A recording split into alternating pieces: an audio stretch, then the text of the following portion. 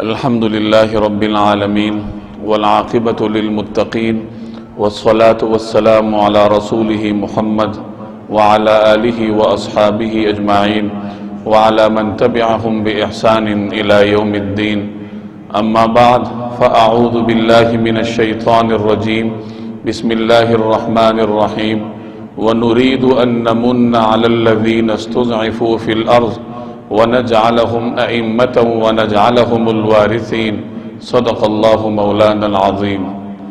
بزرگان محترم اور میرے عزیز دوستوں اور بھائیوں، اللہ جل جلالہ انسان کا خالق ہے اور اس نے انسان کو دنیا میں زندگی بسر کرنے کے لیے ہر قسم کے وسائل مہیا کیے ہیں. انسان کو دنیا میں زندگی بسر کرنے کے لیے کچھ بنیادی چیزیں چاہیے جنہیں آپ بنیادی حقوق کا نام دے سکتے ہیں. اللہ تبارک و تعالی نے انسان کے بارے میں فرمایا کہ ثم السبیل یسرا. قرآن کریم میں جہاں انسان کی تخلیق کی بات ہو رہی ہے سورہ عبس میں کہ ہم نے انسان کو کیسے بنایا، ایک ناپاک نطفے سے، قطرے سے اتنا خوبصورت انسان ہم نے بنایا اور پھر تنگ اور تاریک راستے سے ہم اس کو باہر نکالتے ہیں، وہ راستہ اس کے لیے آسان کرتے ہیں. تو جہاں اللہ جل جلالہ انسان کو ماں کے پیٹ سے سہولت کے ساتھ نکالتا ہے، جہاں ادھر آسانی پیدا کرتا ہے، تو باہر آنے کے بعد دنیا میں زندگی بسر کرنا یہ بھی انسان کے لیے آسان کرتا ہے. ثم السبیل یسرا کہ ہم نے انسان کے لیے راستے کو آسان کر دیا. اب چاہے وہ اولین راستہ ہو پیٹ سے باہر آنے کا یا پھر زندگی بسر کرنے کا یہ طویل راستہ ہو، 50 سال کا، 60 سال کا یا 70 سال کا، اس طویل راستے کو بھی اللہ جل جلالہ نے انسان کے لیے آسان کیا. آسان ان معنوں میں یا اس مفہوم میں کہ جو چیزیں انسان کی بنیادی ضروریات ہیں وہ انسان کو فراہم کی. انسان کی ایک بنیادی ضرورت ہے کہ انسانی طبیعت آزادی چاہتی ہے کہ میرے اوپر کوئی بے جا پابندی نہ ہو، میں کسی دباؤ کا شکار نہ ہوں، بات چیت میں آزاد ہوں، سوچنے سمجھنے میں آزادی ہو، ایک آزاد جگہ ہو میرے رہنے کے لیے جہاں میں اپنی سوچ کے مطابق، اپنے نظریے کے مطابق وسائل بروئے کار لا کر زندگی گزار سکوں. تو یہ انسان کی بنیادی ضرورت ہے، یا آپ یوں کہہ لیجئے کہ آزادی انسان کا پیدائشی حق ہے. اللہ جل جلالہ نے جہاں انسان کو دیگر حقوق دے رکھے ہیں وہاں آزادی جیسی نعمت بھی انسان کو عطا کی ہے. چنانچہ ہر انسان ماں کے پیٹ سے آزاد پیدا ہوتا ہے، اللہ تبارک و تعالی کی قدرت سے آزاد ہی پیدا ہوتا ہے. ہاں بعد میں انسانوں کا جبر اور استبداد یا زمانے کی جو گردش ہے، زمانے کے مصائب اسے کہیں غلامی میں دکھیل دیں تو دکھیل دیں، ورنہ اپنی فطرت میں ہر انسان آزاد پیدا ہوتا ہے. تو آزادی یہ انسان کا پیدائشی حق ہے. اور جہاں انسان کے دیگر ضروریات یا اس کے دیگر مسائل اللہ تبارک و تعالی کا بھیجا ہوا نظام جسے ہم اسلام کہتے ہیں وہ حل کرتا ہے، وہاں اس انسان کا یہ بنیادی حق آزادی جس طریقے سے اسلام انسان کو فراہم کرتا ہے، دیگر کوئی نظام آپ کو اس طرح کا پروگرام آزادی کا دیتا ہوا نظر نہیں آئے گا. دنیا میں بہت سارے نظام گزرے ہیں، مختلف بادشاہتیں آئی ہیں، مختلف سلطنتیں، حکومتیں آئی ہیں. وہ بعض سلطنتیں مذہب کے نام پر بھی بنی ہیں، عیسائیت کے نام پر بڑی بڑی سلطنتیں تھیں اور آج بھی ہیں. اسی طریقے سے دیگر مذاہب جو کہ غیر آسمانی ہیں، انسانی مذاہب، خواہ وہ ہندو مت ہو، بدھ مت ہو، سکھ ہو، مجوسیت ہو، وثنیت ہو، یہ تمام انسانی مذاہب ہیں جو کہ غیر آسمانی ہیں. ان کے پیچھے کوئی وحی الہی نہیں ہے. تو کوئی بھی مذہب ہو، خواہ آسمانی ہو یا غیر آسمانی ہو، اس نے دنیا پر حکومت کی ہے. یہودیوں نے بھی کی ہے، عیسائیوں نے بھی کی ہے، ہندو آج بھی کر رہے ہیں. لیکن کوئی حکومت انسان کو آزادی کا وہ پروگرام نہ دے سکی جو کہ اسلام نے انسان کو دیا ہے. کیونکہ شریعت ایک مکمل شریعت ہے. آپ گزشتہ جمعوں میں مختلف اوقات میں یہ سن چکے ہیں کہ کس طریقے سے اللہ تبارک و تعالیٰ نے شریعتوں کو ارتقائی مراحل طے کرا کے مکمل کیا ہے۔ آدم علیہ السلام سے شریعتوں کا آغاز ہوتا ہے اور رسول اللہ صلی اللہ علیہ وسلم پر تکمیل ہوتی ہے، تو آخری پیغمبر پر جہاں اللہ تبارک و تعالیٰ شریعت کی تکمیل کرتے ہیں وہاں اس شریعت کو جامع بھی بناتے ہیں۔ دیگر شریعتوں میں جن مسائل کا حل نہیں تھا یا جزوی طور پر تھا، ان مسائل کا حل اس شریعت میں تکمیلی طور پر ہے، مکمل طور پر ہے۔ تو انسان کی آزادی کا جو مسئلہ ہے وہ بھی آپ کو اس شریعت میں مکمل طور پر ملے گا۔ مثلا انسان کو فکری آزادی چاہیے کہ میں فکر میں آزاد رہوں، میرے اوپر کوئی پابندی نہ ہو، گن پوائنٹ پر یا جبر اور استبداد کے ذریعے مجھے کوئی نظریہ اپنانے پر مجبور نہ کیا جائے، کوئی زبردستی میرے خیال کو تعمیر نہ کرے، بلکہ فطری طور پر جو بھی میں خیال اپناؤں، نظریہ اپناؤں، میں اس میں آزاد رہوں۔ یہ انسان کا ایک تقاضا ہے، اس کے اندر کی آواز ہے جسے آپ باطنی آزادی کہہ سکتے ہیں۔ تو شریعت نے انسان کو یہ حق دیا ہے، لا اکراہ فی الدین، کہ دین کے معاملے میں کوئی جبر نہیں۔ وَمَن يَبْتَغِ غَيْرَ الْإِسْلَامِ دِينًا فَلَن يُقْبَلَ مِنْهُ، کہ جو شخص اسلام کے سوا کوئی اور دین لے کر آئے گا تو وہ اس سے ناقابل قبول ہے۔ اس قسم کی آیات ضرور موجود ہیں جن میں اسلام کے سوا کسی اور دین کو غیر مقبول قرار دیا گیا، لیکن کسی شخص کو اسلام اپنانے پر، قبول کرنے پر مجبور نہیں کیا گیا۔ ترغیب دی گئی ہے کہ یہ مذہب ہے اور بھی تمہارے سامنے نظام ہے، اور اللہ کو یہ نظام قابل قبول ہے اور اس نظام میں تمہارے مسائل کا حل ہے، تو دعوت اور تبلیغ تو کی گئی لیکن کسی کو مجبوراً مسلمان بنانے پر آمادہ نہیں کیا گیا۔ آپ کو دور رسالت میں ایسا واقعہ ملے گا نہ بعد کے ادوار میں کوئی اس کی مثال ملے گی کہ کسی مسلمان بادشاہ نے یا کسی مسلمان داعی نے زبردستی کسی کو ایمان لانے پر مجبور کیا ہو۔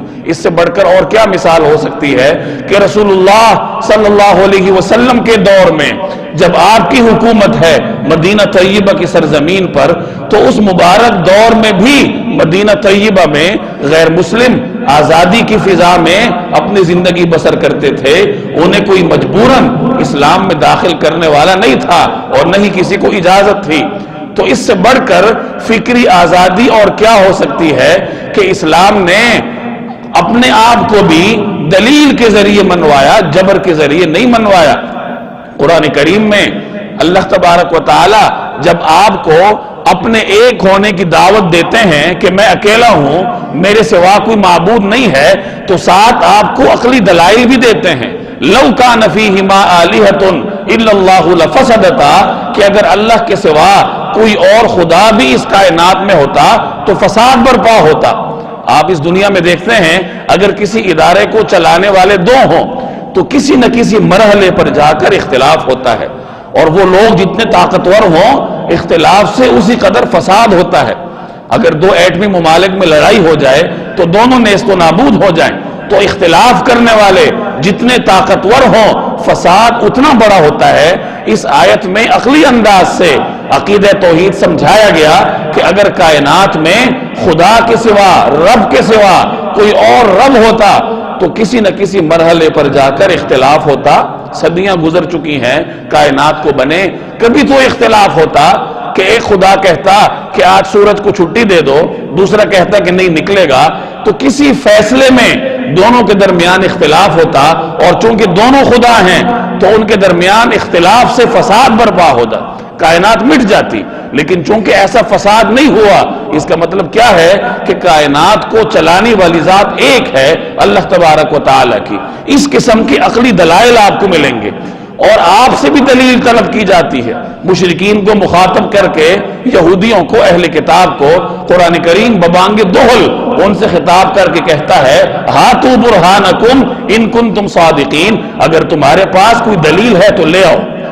ہم بھی تمہیں دلائل دیتے ہیں اللہ کے ایک ہونے کے، تمہیں مجبور نہیں کرتے کہ اللہ کو ایک مانو، ہماری دلیل سنو، اور اگر تمہارے پاس اس کے مقابلے میں کوئی دلیل ہے تو وہ لے آؤ۔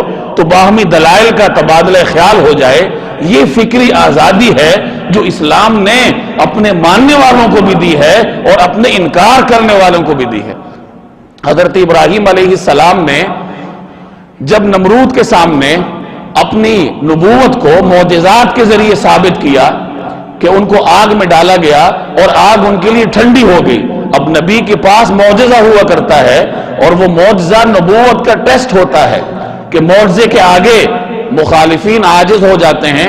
وہ معجزے کی کوئی مثال اپنے ماحول میں پیدا نہیں کر سکتے. لیکن اللہ جل جلالہ نے انسان کی فکری آزادی کا اس قدر خیال رکھا کہ صرف معجزات پر ہی اکتفا نہ کیا، معجزات کے ساتھ انبیاء کرام نے مکالمے کے ذریعے بھی، دلائل کے ذریعے بھی اپنی قوم کو سمجھایا ہے. حضرت ابراہیم نے معجزہ بھی پیش کیا اور اس کے ساتھ ساتھ نمرود کے ساتھ مکالمہ بھی کیا کہ نمرود کو کہا کہ ربی الذی یحیی و یمیت، کہ میرا رب زندہ بھی کرتا ہے مارتا بھی ہے. تو رب تو وہ ہوتا ہے، دلیل دی. نمرود نے اس کے مقابلے میں کہا انا الذی احیی و امیت، زندگی اور موت تو میں بھی دیتا ہوں کہ کسی کو چاہوں مار دوں اور کسی سزائے موت کے قیدی کو معاف کر دوں، تو زندگی اور موت تو میں بھی دے سکتا ہوں. حضرت ابراہیم نے اگلی دلیل دی اور فرمایا کہ میرا رب تو وہ ہے جو سورج کو مشرق سے طلوع کرتا ہے، فأتی بہا من المغرب، تو تم ذرا مغرب سے طلوع کر کے دکھاؤ. فبہت الذی کفر، اب وہاں کافر عاجز آ گیا. تو عاجز کیا مخالف کو دلیل کی بنیاد پہ. حضرت موسیٰ علیہ السلام نے اگر اپنی قوم کو معجزات دکھائے کہ عصا اژدہا بن گیا، اور اسی طریقے سے اور مختلف معجزات تھے کہ ہاتھ نکالتے وہ چمکنے لگتا، تو معجزات کے ساتھ ساتھ فرعون کے دربار میں فرعون سے مکالمہ بھی کیا. دلائل کے ذریعے بھی اللہ تبارک و تعالیٰ کی وحدانیت اور اپنی رسالت کی بات اپنے قوم کے سامنے رکھی. رسول اللہ صلی اللہ علیہ وسلم کے جہاں عظیم الشان معجزات تھے کہ انگلی کے اشارے سے چاند کے 2 ٹکڑے ہو گئے، معراج پہ تشریف لے گئے، اس قسم کے عظیم الشان معجزات کے ساتھ ساتھ آپ کا ایک معجزہ قرآن کریم بھی ہے جو دلائل سے بھرا ہے، جس میں مکالمے ہیں، جس میں غیر مسلموں کو واعظ و نصیحت کی جاتی ہے عقل کو بنیاد بنا کے. تو خلاصہ یہ نکلا کہ اللہ تعالیٰ انسان کی فکر پر پابندی نہیں بٹھاتا، زبردستی آپ کو مسلمان بننے پر مجبور نہیں کرتا، بلکہ انسان کو باطنی آزادی فراہم کرتا ہے. لیکن اس آزادی کا یہ مطلب نہیں ہے جو آج ہمارے ہاں لیا جاتا ہے. فکر آپ کی آزاد ہو لیکن اس کے اظہار میں احتیاط کرنی پڑتی ہے، اس میں پھر حدود اور قیود کا خیال کرنا پڑتا ہے. یہ نہیں کہ ہر آدمی آئے اور اپنے مختلف قسم کے نظریات کا اظہار کرتا پھرے. تو اللہ جل جلالہ نے انسان کو عقلی اعتبار سے آزاد کیا. قرآن کریم میں جگہ جگہ افلا تتفکرون، افلا یتدبرون، یہ فکر کیوں نہیں کرتے، یہ غور کیوں نہیں کرتے؟ تو غور و فکر پر شریعت نے پابندی نہیں لگائی بلکہ اس کو آزاد چھوڑا. اگلے مرحلے پر اظہار رائے ہے. چنانچہ رسول اللہ صلی اللہ علیہ وسلم کے دور میں آپ کو ایسی مثالیں نظر آئیں گی کہ صحابہ کرام آپ کے سامنے آزادانہ طور پر اپنی رائے کا اظہار بھی کرتے تھے. میں مختلف مجالس میں مثالیں دے چکا ہوں آپ کو. حضرت بریرہ رضی اللہ تعالی عنہ کی ایک بہت بڑی مثال ہے اسلام کے اظہار رائے کے آزادی کے باب میں. یہ باندی تھی، غلام تھی، اور ان کا نکاح حضرت مغیث سے ہوا تھا، وہ بھی غلام تھے. اب جب یہ آزاد ہوئی، حضرت عائشہ رضی اللہ تعالی عنہ کی مدد سے ان کو آزادی ملی. اب آزادی کے بعد ان کو اختیار ملا کہ چاہیں تو پچھلے نکاح کو ختم کر دیں اور چاہیں تو اس کو برقرار رکھیں. یہ اسلام آزاد ہونے والی عورت کو حق دیتا ہے کہ اگر پچھلے نکاح کو ختم کرنا چاہو تو ختم کر لو، کیونکہ وہ تمہاری غلامی کی زندگی تھی. اب تم آزاد ہو چکی ہو، اپنی مرضی سے پچھلا نکاح برقرار رکھو یا اور کر لو، تمہاری مرضی. انہیں جب اختیار ملا تو انہوں نے نکاح کو ختم کرنا اس کو پسندیدہ سمجھا، کیونکہ شکل و صورت کے اعتبار سے حضرت بریرہ ممتاز تھی اور حضرت مغیث ان سے کم تر درجے کے تھے، تو آپس میں ان کی بنتی نہیں تھی. حضرت مغیث ان کی علیحدگی پر بہت پریشان تھے. نبی کریم صلی اللہ علیہ وسلم نے بھی جب حضرت مغیث کی پریشانی کو دیکھا تو آپ نے حضرت بریرہ سے فرمایا کہ اپنے فیصلے پہ نظر ثانی کر لو، تو حضرت بریرہ نے عرض کیا کہ یا رسول اللہ یہ آپ کا حکم ہے یا مشورہ ہے؟ اب اندازہ لگائیں کہ ایک غلام صحابیہ ہیں، باندی ہیں، لیکن دین کی سمجھ کے معاملے میں اللہ جل جلالہ نے اتنا اعلیٰ معیار دیا ہے کہ وہ پیغمبر کے حکم اور مشورے میں تمیز کر سکتی ہیں۔ اگر حکم ہے پھر تو عمل کرنا ہے، خواہ جان سے ہی کیوں نہ گزرنا پڑے، اور اگر مشورہ ہے تو پھر رائے اختیار کرنا یہ پیغمبر ہی کی اجازت سے ان کا حق ہے۔ چنانچہ دریافت کیا کہ یا رسول اللہ مشورہ ہے یا حکم ہے؟ تو حضور صلی اللہ علیہ وسلم نے فرمایا کہ حکم نہیں ہے۔ تو پھر حضرت بریرہ نے عرض کیا کہ یا رسول اللہ پھر میں اپنے فیصلے پر برقرار ہوں، اور ان کی کسی قسم کی تنبیہ نہیں کی گئی ان کو، بلکہ ایک فیصلہ تھا ان کا، اور اس کو اختیار کرنے کی مکمل آزادی ان کو دی گئی۔ اور بھی آپ کو مختلف مثالیں ملیں گی جہاں صحابہ کرام نے نبی کریم صلی اللہ علیہ وسلم کے سامنے اپنی رائے کا اظہار کیا، اور حضور نے ان کی رائے کو قبول بھی فرمایا۔ غزوہ بدر کا موقع ہے، مسلمانوں کا لشکر بدر کے مقام پر پڑاؤ ڈالا ہوا ہے، تو نبی کریم صلی اللہ علیہ وسلم نے ایک جگہ پڑاؤ ڈالا۔ اب حضرت خباب بن منذر ایک صحابی ہیں، انہوں نے عرض کیا کہ یا رسول اللہ مناسب یہ ہے کہ پڑاؤ اس مقام پر ڈالا جائے، وہاں میٹھے پانی کے چشمے ہیں، تو وہاں ہم زیادہ محفوظ رہیں گے کہ ہمیں پانی میسر ہوگا۔ نبی کریم صلی اللہ علیہ وسلم نے ان کی رائے کو قبول فرمایا اور اس پہ عمل بھی فرمایا۔ غزوہ خندق کے موقع پہ حضرت سلمان فارسی نے رائے دی کہ خندق کھودی جائے۔ اہل عرب خندق سے واقف نہیں تھے، نبی کریم صلی اللہ علیہ وسلم نے ان کی رائے کو پسند بھی فرمایا، قبول بھی فرمایا، اور صحابہ کو خندق کھودنے کا حکم دیا، اور خود بنفس نفیس رسول اللہ صلی اللہ علیہ وسلم صحابہ کے ساتھ خندق کھودنے میں شریک تھے۔ اس قسم کی درجنوں مثالیں آپ کو ملیں گی، تو معلوم ہوا کہ اسلام آپ کی جائز رائے پر پابندی نہیں لگاتا، بلکہ آپ کو اس کے اظہار کی کھلی چھوٹ دیتا ہے۔ اسی طریقے سے ایک اور اہم چیز جو ہمارے معاشرے میں خاص طور پر ضروری ہے وہ ہے علوم کی آزادی، کہ ہمارے علوم میں آزادی ہو، علمی اعتبار سے ہم آزاد ہوں۔ بنی اسرائیل کی مثال آپ کے سامنے ہے، اس قوم نے مصر پر حکومت کی، سال ہا سال تک حکومت کی۔ حضرت یوسف علیہ السلام کے دور میں مصر پر ان کی حکومت قائم ہوئی۔ ان کے پاس پیغمبر تھے، پیغمبر کے علوم تھے، پیغمبر کی تعلیمات تھی، ان تعلیمات کو اپنا کر بنی اسرائیل نے مصر پر حکومت کی۔ لیکن جب ان تعلیمات کو چھوڑا اور موسیٰ علیہ السلام کے دور تک پہنچے تو غلام بن چکے تھے۔ اپنی تعلیمات کو چھوڑنے کی وجہ سے، اپنے علوم کو چھوڑنے کی وجہ سے حضرت موسیٰ علیہ السلام جب ان کو مصر سے نکال کے لے گئے تو بنی اسرائیل نے ایک مطالبہ ان کے سامنے رکھا کہ ہمارے لیے کوئی قانون لے آئیے، ہمارے پاس کوئی قانون نہیں ہے، تعلیمات نہیں ہیں، ہمارے اپنے قومی علوم نہیں ہیں، تو اللہ کی جانب سے جہاں آپ ہمارے لیے پیغمبر بن کے تشریف لائے وہاں ہمیں کوئی قانون کا مجموعہ بھی لا دیجیے۔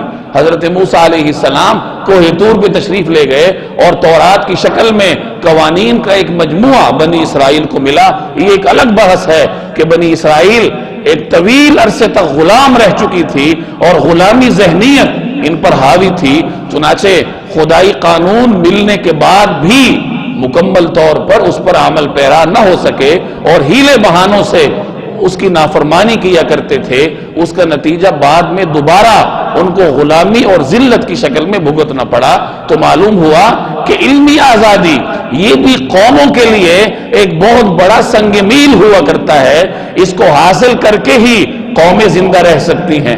اسلام نے اور مسلمانوں نے اگر دنیا پر حکومت کی ہے تو اپنے علوم کے ساتھ کی ہے، اپنی ہدایات، اپنی رہنمائیوں کے ساتھ دنیا کی قیادت کا فریضہ اسلام نے اور مسلمانوں نے سر انجام دیا۔ ایک ایسا وقت بھی تھا جب یہ یورپ کے لوگ جنہیں ہم بڑا عالم فاضل قوم سمجھتے ہیں، اس قوم نے جینے کا ڈھنگ ہی مسلمانوں سے سیکھا۔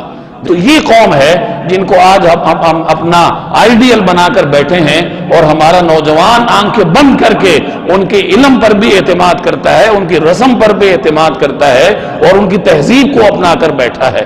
مسلمانوں نے اس دنیا پر اگر حکومت کی ہے تو اپنے علوم کی بنیاد پر، اندلس کی تاریخ آپ پڑھیے، آپ کی عقل دنگ رہ جائے گی کہ کیسے یہ یورپ کے لوگ اندلس جا کر وہاں کی یونیورسٹیوں میں اور بڑی بڑی جامعات میں تعلیم حاصل کرتے تھے۔ بلکہ یہاں تک تاریخ میں آتا ہے کہ غالباً 4 یا 5ویں صدی میں ان کا عیسائیوں کا جو سب سے بڑا مذہبی رہنما پوپ گزرا ہے، شاید پوپ سلفر اسے کہتے تھے، اپنی نوجوانی کے دور میں وہ بھی اندلس کی جامعات میں جا کر زیر تعلیم رہا، اور اندلس کی جامعات سے تعلیم حاصل کرنے کے بعد جب وہ پوپ بنتا ہے اپنے علاقے میں جا کر، اب قانون اسلامی اس نے پڑھا تھا، فقہ اسلامی کی جزیات سے وہ واقف تھا، تو اس نے اپنے ہاں جو رومن لا، یونانی قانون ان کے ہاں رائج تھا، اس نے اسلامی تعلیمات کو سامنے رکھ کر اپنے قانون میں تبدیلیاں کی، اور قانون میں جو وحشت تھی اسلامی روشنی کو اپنا کر اس کو اس نے دور کیا۔ تو معلوم ہوا کہ اگر کوئی قوم دنیا پر حکومت کرنا چاہتی ہے تو اپنے علوم کی بنیاد پر کرے گی۔ آج مسلمانوں کے پاس قرآن بھی ہے، اس کی تشریحات بھی ہیں، حدیث بھی ہے، اس کی تشریحات بھی ہیں، اتنے عظیم علوم کے ہوتے ہوئے مسلمان آنکھیں بند کر کے جس ذہنی غلامی کا شکار ہو کر علمی طور پر غلام بن چکا، اس علمی غلامی نے جسمانی طور پر آزاد ہو کر بھی ہمیں آزادی کی فضا میں جینے نہیں دیا۔ آج آپ کا نوجوان اگرچہ آزاد ہے، آزاد مملکت میں رہتا ہے، آزاد گھر میں رہتا ہے، لیکن ذہنی طور پر غلام ہے۔ وہ مغرب کو دیکھتا ہے، اس کے لباس کو اپناتا ہے، اپنے قومی لباس پر شلوار قمیص، اب یہ کوئی شرعی حیثیت شاید نہ ہو شلوار قمیص کی، لیکن قومی لباس تو ہے۔ تو ایک نوجوان کو اپنے قومی لباس پر عار محسوس ہوتا ہے، بلکہ نوجوان کیا، آپ اپنے حکمرانوں کو دیکھ لیجئے کہ بڑی بڑی تقریبات میں یہ لوگ پینٹ شرٹ پہنتے ہیں۔ اب پینٹ شرٹ جائز ہے یا ناجائز ہے، اس میں کوئی شک نہیں کہ جائز ہے اگر وہ سطر چھپائے، لیکن جواز اور عدم جواز سے ہٹ کر ایک قومی غیرت بھی کسی چڑیا کا نام ہے۔ ہمارے جو نمائندگان ہیں وہ صرف آج کے دن 23 مارچ کو پریڈ گراؤنڈ میں شلوار قمیص اور شیروانی پہن کر قومی فریضے سے سبکدوش ہو جاتے ہیں، اور پھر انہوں نے پورا سال تمام تقریبات میں پینٹ کوٹ اور ٹائی پہننی ہوتی ہے، اور اتنی ذہنی طور پر اتنے ہم کمتر ہو چکے کہ اپنی قومی تقریبات میں گفتگو بھی انگریزی میں ہوتی ہے۔ آپ چائنیز اقوام کو دیکھ لیں، آپ جرمن اقوام کو دیکھ لیں، اپنے ہاں اپنی تقریبات میں، بلکہ غیر ممالک کی تقریبات میں جا کر بھی چائنیز سربراہ اپنی زبان میں تقریر کرے گا، یہاں تک کہ ہندوستان کے لوگ بھی باہر کی تقریبات میں جا کر اپنی زبان میں خطاب کرتے ہیں۔ ایک ہی ہمارے کم بخت لوگ ہیں ذہنی طور پر پسماندہ، جنہوں نے باہر جا کر پرچیاں اٹھا کے نقل لگا لگا کے اس کو انگریزی میں پڑھنا ہوتا ہے، انگریزی آئے یا نہ آئے لیکن بہرحال بولنی ضرور ہے۔ یہ ذہنی غلامی ہے، اور اس ذہنی غلامی میں ہمیں علمی غلامی نے مبتلا کیا ہے۔ ہمارا تعلیمی نظام جو باہر سے آیا ہے، انگریز چلا گیا، لیکن جاتے جاتے ایسا نظام ہمارے اوپر مسلط کر گیا کہ اس تعلیمی ادارے سے فارغ ہونے والا ہر نوجوان ذہنی طور پر غلامی کا شکار ہوتا ہے۔ تو میرے بھائی، آج جب ہم یوم پاکستان منا رہے ہیں، پوری قوم خوشی میں ہے، تقریبات منعقد ہوتی ہیں، تو ذرا اپنی آزادی پر غور بھی کرنا چاہیے کہ ٹھیک ہے کہ ہم آزاد فضاؤں میں ہیں، اللہ کی نعمت ہے اور ہمیں اس کی قدر کرنی چاہیے، اس کے ساتھ محبت ہو، اور اس کی تعمیر اور ترقی میں اپنے اپنے انداز سے ہر شخص اپنا حصہ ڈالے۔ لیکن کیا صرف ایک آزاد فضا میں رہ لینا یا آزاد سرزمین میں رہ لینا یہ آزادی کے لیے کافی ہے؟ نہیں، یہ کافی نہیں ہے۔ آپ علمی اعتبار سے بھی آزاد ہوں، آپ اندر سے بھی آزاد ہوں، آپ کے خیالات پر مغربی تہذیب کی چھاپ نہ ہو، آپ کے نظریات مغرب سے درآمد شدہ نہ ہو، آپ کے گھر میں کھانے پینے کا انداز وہ مغربی نہ ہو، آپ کے لباس کا انداز وہ مغربی نہ ہو، آپ کے اٹھنے بیٹھنے کا انداز وہ مغربی نہ ہو، آپ کی تقریبات کا انداز بھی غیر نہ ہو۔ تو اب بھی وقت ہے کہ میں اور آپ اپنے طور طریقے کو دیکھ لیں۔ حکمرانوں پر تنقید سے کچھ نہیں ہوتا۔